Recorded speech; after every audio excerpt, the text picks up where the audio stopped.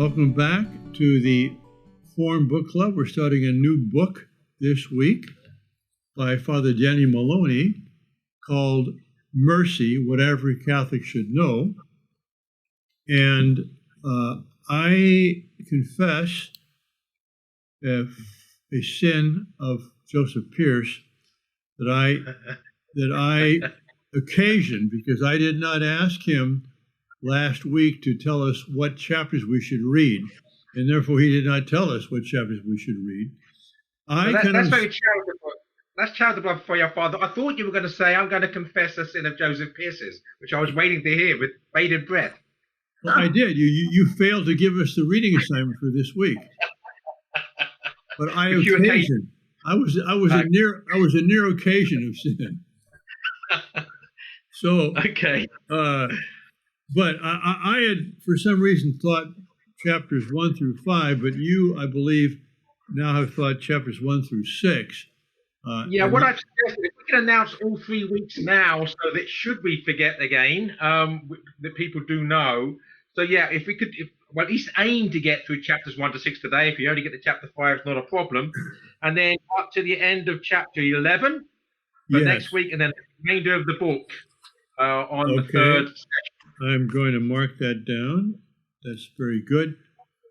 We'll see what happens. Chapter 6 is a fairly important chapter in my view. But if we can't finish today, we'll finish it next week. You know? There's ways These of are only doing these guidelines.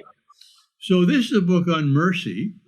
And mercy, of course, is getting a lot of press these days, starting with John Paul II, who he issued many encyclicals, but not on every possible theme. And one of them was Dives in Misericordia, Rich in Mercy, which is a scriptural passage referenced there.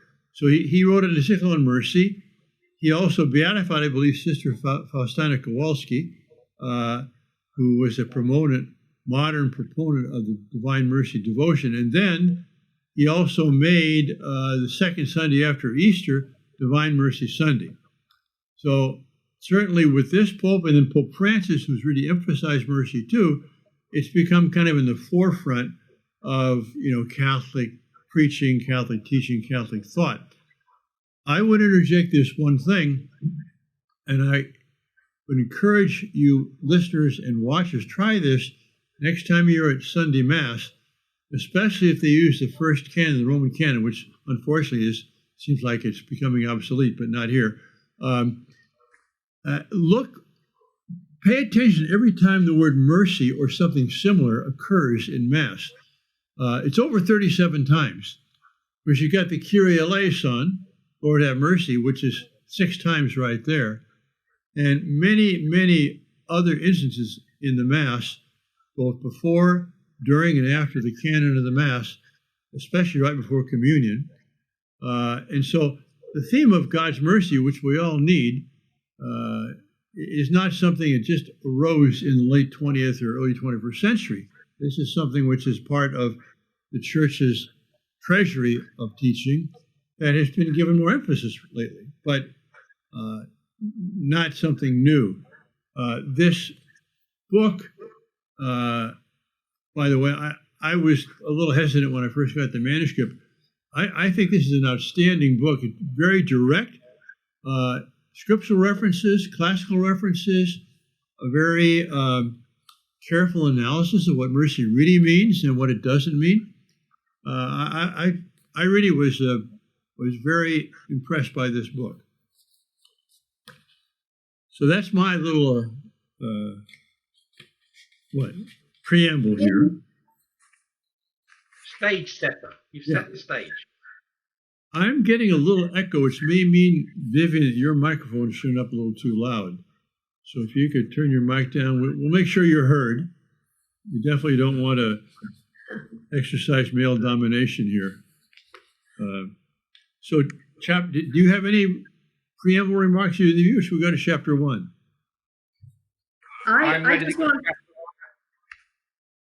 I just want to say that I found this I've been finding this very instructive, that it's making me think about mercy in more ways than I've ever thought of it before. I think that was the idea, so that's excellent to hear. All right. Well, we're hoping to have you shaven pretty soon, Joseph, because I know that beard is only because you can't assist at Mass. Yeah, it's been announced, by the way, that in our diocese, yes. Public masses will begin a week today. Oh, very good. First Sunday will be a week on Sunday, so it's got a very limited life expectancy. The beard. Good. We're happy to hear that. Well, no, it looks fine. It's just that it reminds us that this amazing situation in the church worldwide, almost, people are not at public masses. I mean, that's never happened, as far as I know, since the beginning of Christianity.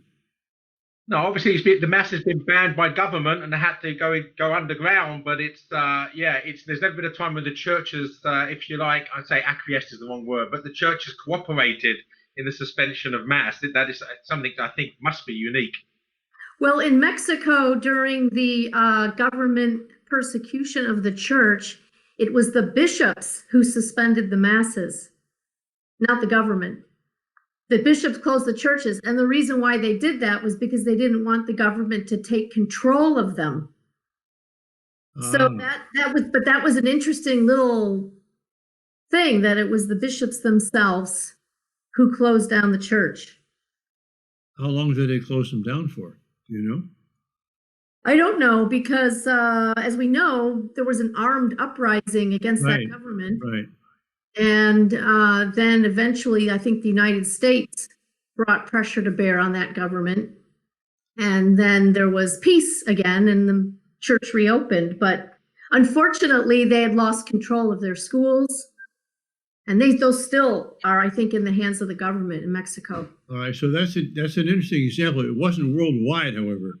No, not worldwide. This is something which is across the planet we're having. All right, chapter 1, His mercy endures forever. He begins with a quote from Psalm 136, which is the great Hallel, which is the song, one of the songs that was sung at the Last Supper, which has this refrain, His mercy endures forever. However, the word translated mercy, as he says later on in the book, actually on page 4, it's the word hesed, H-E-S-E-D in English, which doesn't have an exact English equivalent, and therefore there's different English words that are used to translate hesed, love, mercy, kindness, merciful love, and so on. And it really has all those connotations. What I liked about this first chapter, again, this is almost like Thomas Aquinas setting out the pros and cons before we start. What are the misunderstandings of mercy, both by those who defend it and by those who criticize an excessive reliance on it? I think it's a great way to start a book. So basically what I liked very early on the bottom of page 5 is when he reminds us that most of our teaching about hell comes from Jesus' threats and not from the Old Testament. 7 times Jesus threatens some people with being cast out to where there was wailing and grinding of teeth. Because we do have this modern misconception, which is, it's an old heresy that's reared its ugly head again, that you have the two gods, if you like, the sort of wrathful, merciless God of the Old Testament, and then the kind, tolerant, tolerable God of the New Testament, who has, in quotes, mercy. So I love the fact that he points out an actual fact that Jesus threatens hellfire as well. It's not just that that dichotomy doesn't work. And the other thing I also like on the following pages, on 6 and 7, when he gives the various misconceptions, mistakes by defenders of mercy and mistakes by critics of mercy. And it's very interesting chart there, which we won't need to go through because hopefully people will read the book. But what's evident, of course, is that each side misunderstands what mercy is. So it's a misunderstanding about the thing itself that leads to the mistakes. Yes, and not only does he show that Jesus is the one who's threatening hell, so that the kind and gentle Jesus has another side to him, but also the Old Testament has all these evocations of God's mercy in the Old Testament. Vivian, you're about to say something. Well, as sobering as it is to be reminded that Jesus talked about hell, I find it even more sobering to be reminded that Jesus told us that we will only be forgiven and to the degree that we forgive. You find that consoling? No, sobering. Oh, sobering. Yeah, okay. Yeah. Yes, that the measure we measure out is measured back to us. I mean, that is a very challenging thing to be told. And Right. the fact that he starts off. And I can't remember what page it is in the book, Vivian, when he actually quotes that passage, I believe. But then he quotes Father Jacques Philippe, who likens that teaching of Christ to a law of physics. Yes, there's a real deterministic here, not mechanistically deterministic machine, but nonetheless, because God is eternal, that his laws are also eternal and therefore unchanging, and therefore, in some sense, determined. That's on page 7. That okay. From Father Philippe. Yes. And then confirming what you said, Vivian, there's a wonderful passage, which might be conflating two passages now, in C.S. Lewis's A Great Divorce, where they're coming up and they're trying to get into heaven, and this one says, I want justice. Just give me justice. Yeah. And we don't ask for justice. I don't want bloody mercy. Oh, yes, please. Ask for bloody mercy. Right, that's what it was, bloody mercy. Well, and I actually had a slip of the tongue there that adds to this confusion, because I used the word forgiveness as if it were the same thing as mercy. But in fact, this book points out that mercy is a bigger thing than forgiveness. And we can get into that in the next chapter, where he starts to explain what mercy really is. And I love the adjective there from Lewis. The father quoted, bloody mercy, because then that adjective is important, because it does imply that mercy is bloody. In other words, that there's a price to be paid for mercy. It's not just something just gratuitously given, and it's not connected to justice, right? There's actually a price to pay for mercy. Right, and the price was paid by Jesus with his blood. And that's why mercy is bloody mercy. That's why bloody mercy, although we are meant to take up our own crosses in emulation. That's true. I hope you do. And chapter 2, mercy, the nature of God. Again, this is, he's so good. He says, wait a minute, mercy is not a pure perfection of God. God in himself is not merciful. God is love. God is goodness. But mercy is a relationship with his creature. And God did not have to have any creature. He didn't have to create us. So that mercy is, yes, a perfection of God, a perfection of his love and his goodness, but it's not part of his essence. It's only because of his love and creation. I thought it was a beautiful. Right. If we can play off our quotes from C.S. Lewis here, because one of the things I love about The Lion, the Witch, and the Wardrobe is the distinction between the justice from the dawn of the world. So the justice to the justice before the. I got it wrong now. Yeah. But Okay. before the world. Yeah. I don't know if one of you can correct me. The Lion, Witch, and Wardrobe, you all know it, because the difference is, of course, the witch, the devil, knows that of course God's justice must be done. But prior to that, before the dawn of the world, in other words, when we're in the Trinity, when we're in eternity, right, there is no need for justice because there's no injustice, right? There's no need for mercy because there's nothing we need to be merciful towards. And again, on chapter 12 here, where he says, the persons of the Trinity all love each other, but they do not show mercy to each other. So that's the distinction. Right. On page 15, at the end of that subsection, he says that, mercy is part of the goodness and of God, and that it's the part that does what? It remedies deficiencies that rights wrongs. That's what mercy does. It remedies deficiency. Divine mercy is enacted whenever God adds goodness to someone who is missing it in some way, or what amounts to the same thing, takes away a badness. Mercy is restorative. That's a key point, which he's going to develop in the rest of the book, but I think it's it's a great insight. Yes. So that's what explains, Father, your point, which is this point that it's not part of the essence of God, meaning, God is perfect. So he doesn't need mercy. Joseph, to your point about the Trinity, God doesn't need mercy within himself. We are the ones who need mercy.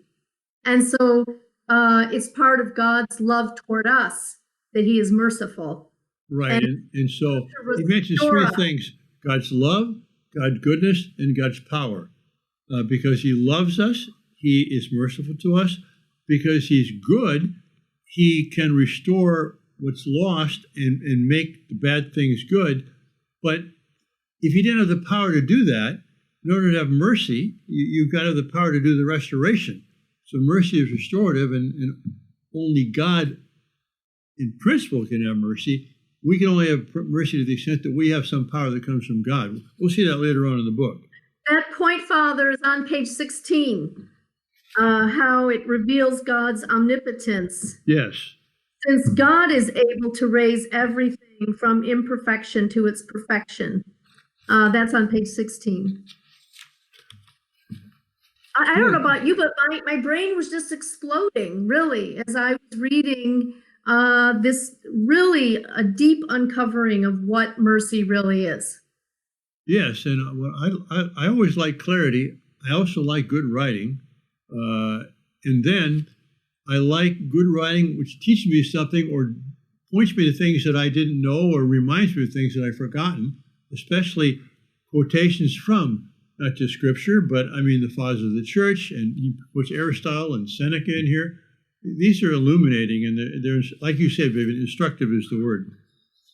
Chapter 3, mercy, a political virtue. Now, there's another thing. Do you think about mercy as political virtue? No, you don't.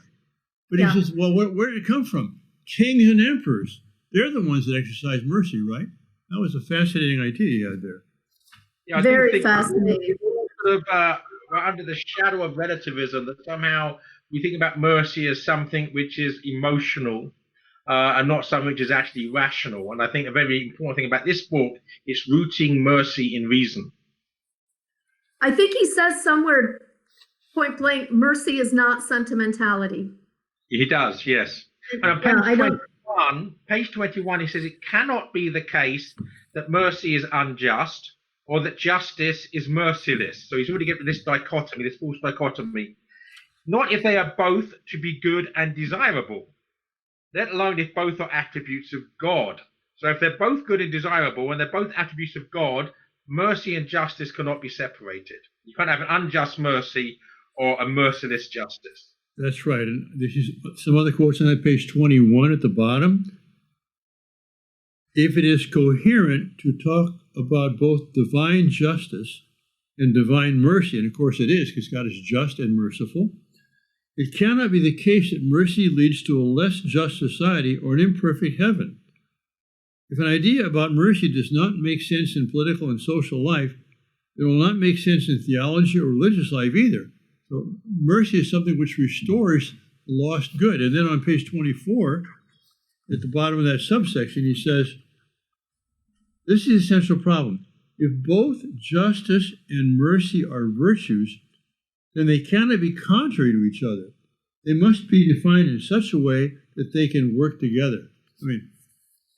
Beautiful. There was one thing, Father. This is not a criticism of the book, but it's something which puzzled me at first.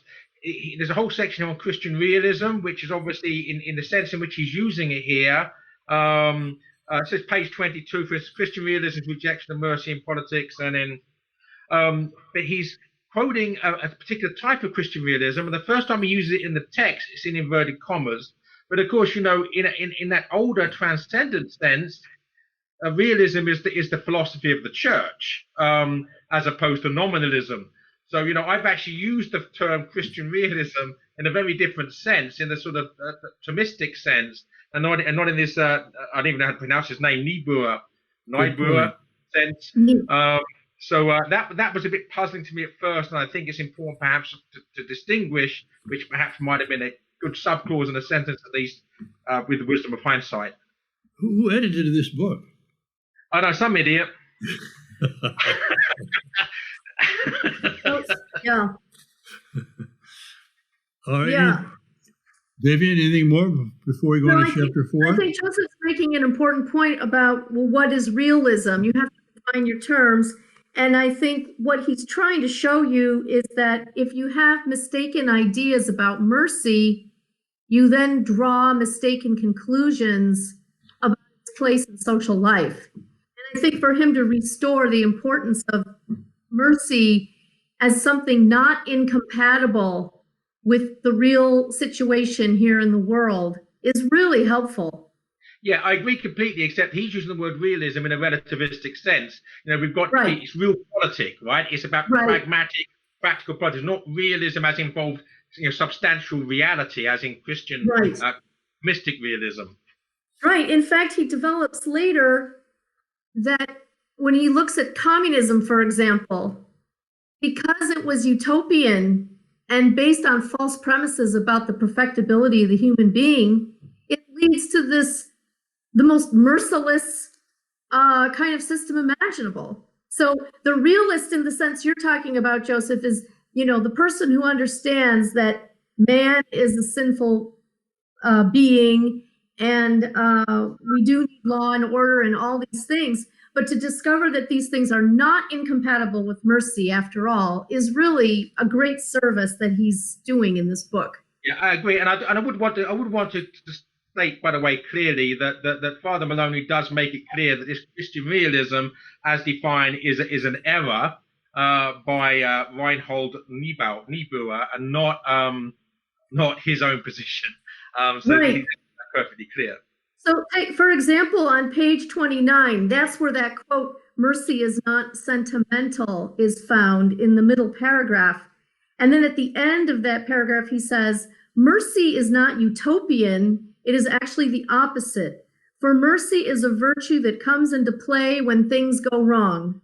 It is a virtue that is interested in righting wrongs, which means that to be merciful requires that one face up to the reality of evil and the difficulty of uprooting it." That's real Christian realism right there.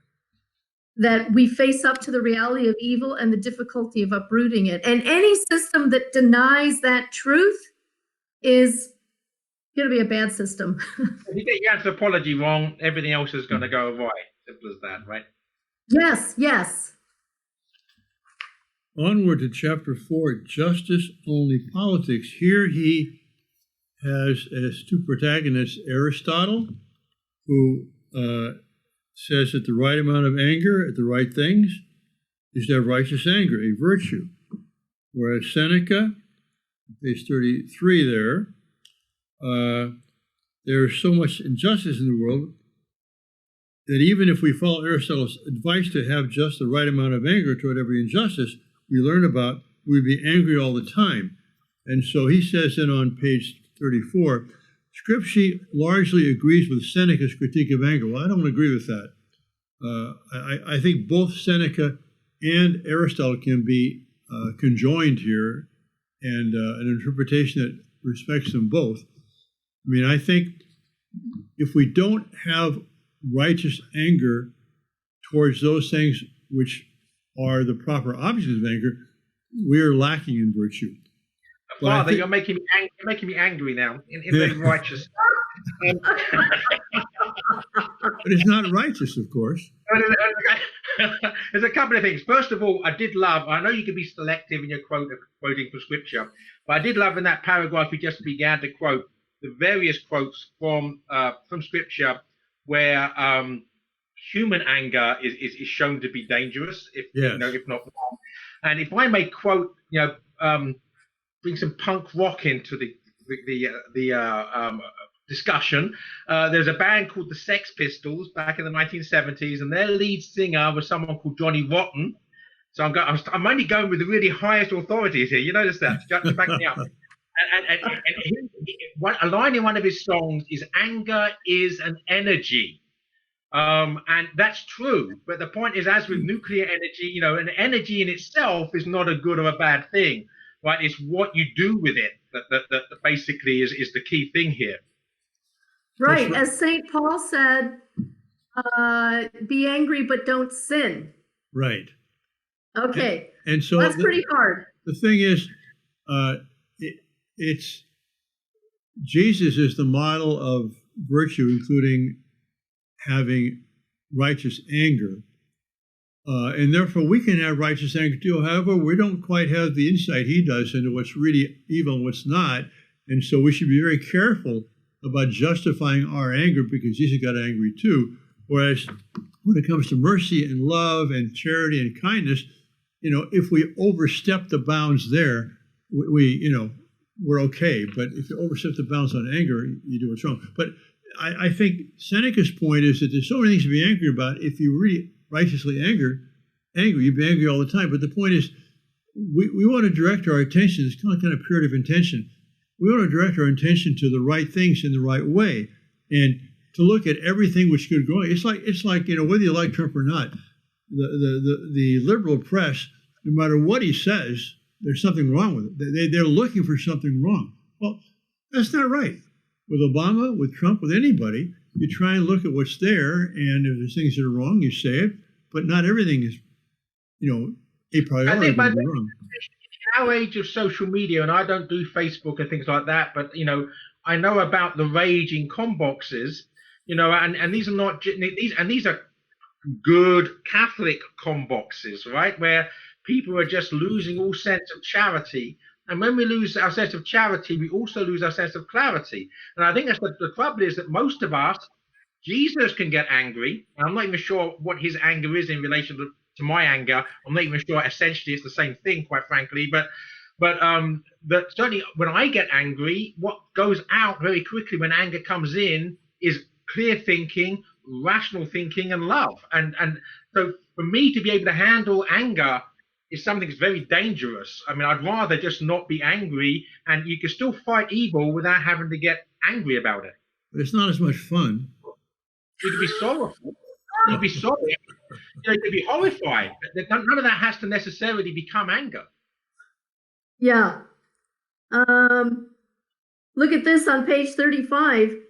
As a result, many desert fathers thought that anger came from demonic temptation. Evagrius Ponticus writes about a demon of anger, one of whose principal goals was to distract the saints during their prayers. And then to your point, Joseph, the next paragraph, anger, especially righteous anger, can easily drive out charity and mercy. Well, I have a little mark on the side of the page here. I don't agree with that. If it's righteous anger, it's a virtue, and it doesn't drive out anything which is good. I'm glad we're having something which is bringing up an element of righteous anger in the discussion, because it makes it interesting. But I would also state that at the bottom of page 34 here, to Father's point, when he's talking about Christ's righteous anger, he says the word for anger used here, I can't pronounce it, orge, is used elsewhere in the New Testament to refer mainly to God's settled disposition to punish, especially at the end of time. So he's saying that even the word for anger is not necessarily a word for anger that we would necessarily take in that sense. Well, this brings up a good question, Father. This, the term righteous anger, I think when the thing you're angry about is injustice, and an objective injustice, not a perceived one that may or may not be, but an objectively unjust situation. And now you're, of course, to not be upset, and this was Aristotle's point, would be some kind of defect of your character. If you were walking down the street and you saw an old woman and some thug come out of the bushes and knock the old woman down and grab her purse and run away, if you didn't feel upset by that, Aristotle would say that's a defect of character, right? And he'd be right. Right. And okay. I'm happy to accept that, but we have to be careful. You're using the word upset. and I use other words, synonyms perhaps, such as horrified. If I witnessed a mugging, I'd hope I'd have the courage. Not that I'm fast enough to catch anybody running away these days, but to actually to intervene in a restorative way as regards justice, and to have the, if anger is necessary, to be able to have the strength. Then fair enough. But I think you could be horrified by that as an act of injustice and cruelty and cowardice and all sorts of other things that but does it have to manifest itself in something which is, well, again, it's the English language. I'm happy to accept anger if we distinguish it from rage. Okay? That's good. Because rage is, when you've got something like rage, you've lost all sense of balance. Right. There's no way any part of virtues are going to come into play because you're no longer being rational or virtuous. Right. So exactly right. Other virtues have to come into play. And the reason why I use the word upset is because we do experience anger physiologically and emotionally, as well as having it be just a response to an objective situation. And I think this is where anger gets to be so difficult to control, especially for certain personality types, is that to keep yourself under complete control of your reason to know exactly what the right response is very difficult, especially for excitable natures like my own. That's good. But the thing is, because we are body, spirits, and we're incarnate, I mean, having a purely intellectual anger is not human either. I mean, the emotions should be there, but rightly ordered.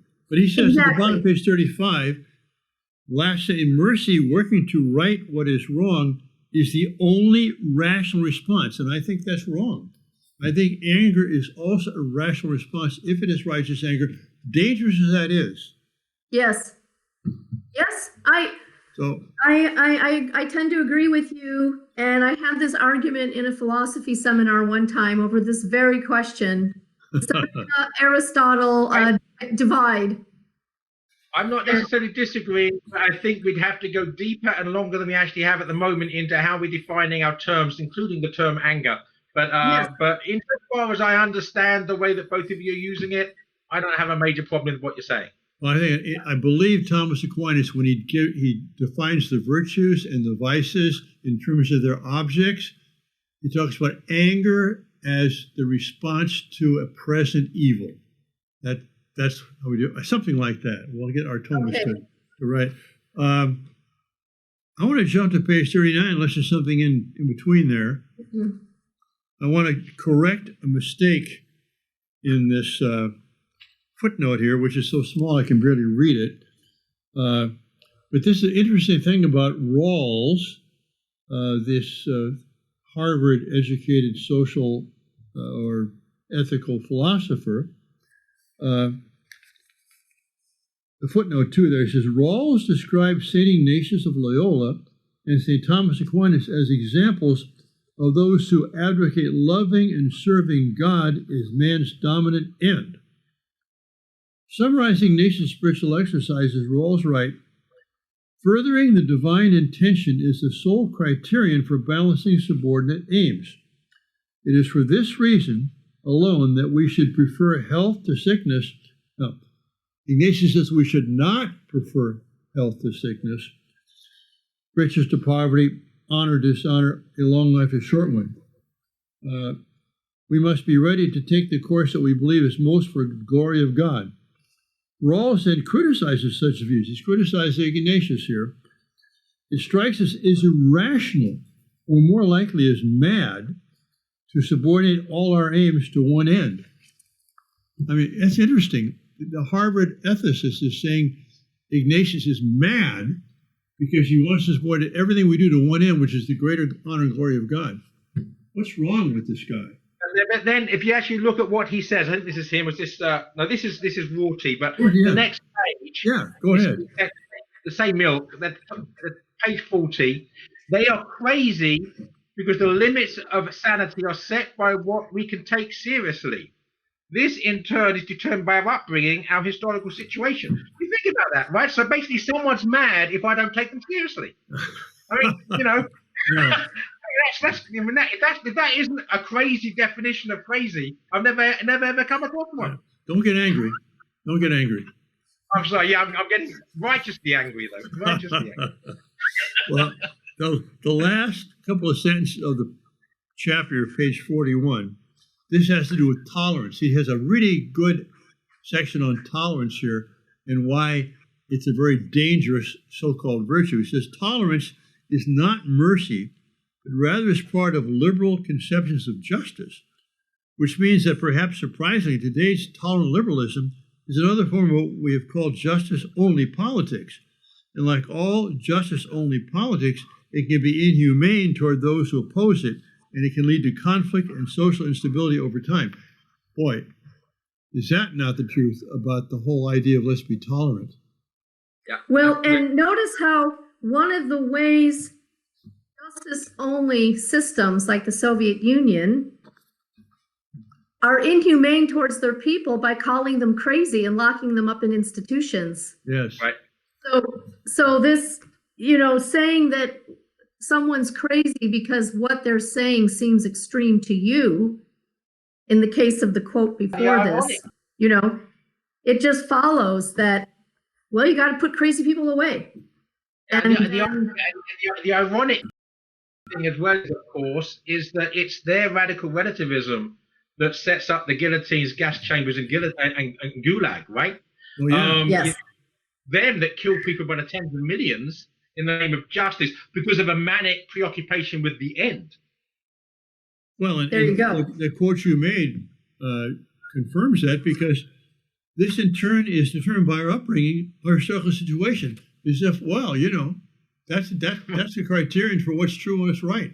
Our historical situation. And if you're the communist ideologue, since we are determined by all of these influences, economic and otherwise, then we can't change. The only solution for you is the gas chamber or the firing squad, right? Once you believe in some kind of determination of a person's character, the inhumane treatment of that person.